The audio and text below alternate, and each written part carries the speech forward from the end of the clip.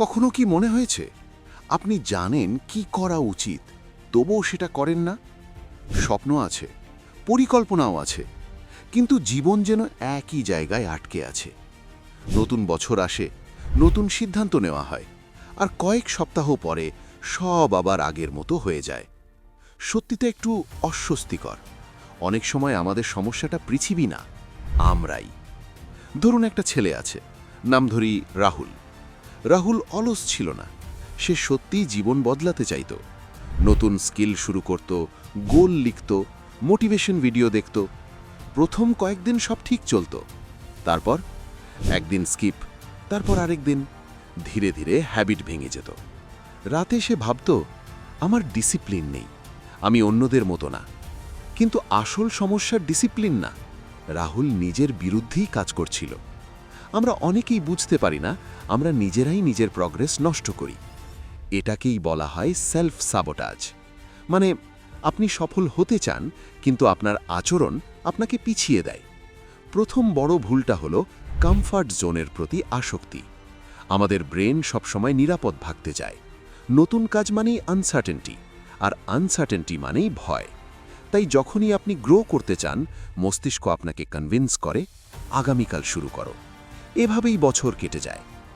বাস্তবে কিভাবে শুরু করবেন? প্রতিদিন ছোট আনকমফোর্টেবল কাজ করুন। মাত্র 10 মিনিট হলেও নতুন কিছু শিখুন।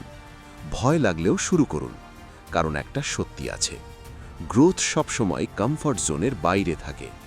দ্বিতীয় বড় ভুল, আইডেন্টিটি কনফ্লিক্ট।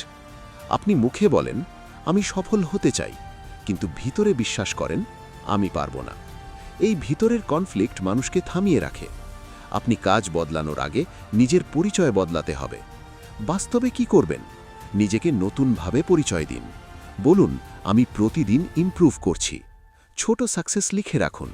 প্রগ্রেস চোখে দেখলে ব্রেইন নতুন আইডেন্টিটি অ্যাকসেপ্ট করে। যদি এই কথাটা আপনার জীবনের সাথে একটু হলেও মিলে যায়, তাহলে এক্ষুনি লার্ন টু রাইজ চ্যানেলটি সাবস্ক্রাইব করুন, আর কমেন্টে লিখুন আপনার জীবনের সবচেয়ে বড় বাধা কি। হয়তো সেটাই আপনার মাউন্টেন। আজ থেকেই নতুন শুরু। একদিন রাহুল একটা জিনিস বুঝল, সে মোটিভেশন খুঁজছিল, কিন্তু সিস্টেম বানাচ্ছিল না। সেদিন থেকে সে ছোট রুল ফলো করা শুরু করল। প্রতিদিন নির্দিষ্ট সময় কাজ, ফোন ব্যবহার সীমিত। ছোট অ্যাকশন, কিন্তু প্রতিদিন। প্রথমে কিছুই বদলায়নি। 1 সপ্তাহ, 1 মাস, তারপর ধীরে ধীরে কনফিডেন্স বদলাতে শুরু করল। 6 মাস পরে তার স্কিল বদলালো। 1 বছর পরে তার জীবন বদলে গেল। মানুষ বলল, তোর ভাগ্য ভালো, কিন্তু তারা দেখেনি ডেইলি ইনভিজিবল এফার্ট। মনে রাখবেন, আপনার সবচেয়ে বড় পাহাড় বাইরের না, ভিতরের। যেদিন আপনি নিজের বিরুদ্ধে লড়াই বন্ধ করবেন, সেদিন জীবন এগোতে শুরু করবে। ছোট পরিবর্তন কেউ নোটিস করবে না, কিন্তু সময়ের সাথে ফলাফল চুপচাপ বদলে যাবে। এই পাওয়ারফুল ধারণাগুলো এসেছে একটা অসাধারণ বই থেকে, দ্য মাউন্টেন ইজ ইউ, যেখানে বলা হয়েছে আমাদের সবচেয়ে বড় বাধা আমরাই। চলুন দ্রুত মনে করি, কমফর্ট জোন ভাঙুন, নিজের আইডেন্টিটি বদলান, ছোট ডেইলি অ্যাকশন নিন। এই 3টেই ট্রান্সফরমেশন শুরু করে। শেষে একটা বোনাস সত্যি, আপনি মোটিভেশন হারান না, আপনি ক্ল্যারিটি হারান। ক্ল্যারিটি এলে ডিসিপ্লিন নিজে থেকেই আসে। যদি আপনি সত্যিই চান নিজের জীবনের পরবর্তী অধ্যায় বদলাতে, তাহলে এক্ষুনি লার্ন টু রাইজ চ্যানেলটি সাবস্ক্রাইব করুন, আর কমেন্টে লিখুন আপনার জীবনের সবচেয়ে বড় বাধা কি। হয়তো সেটাই আপনার মাউন্টেন।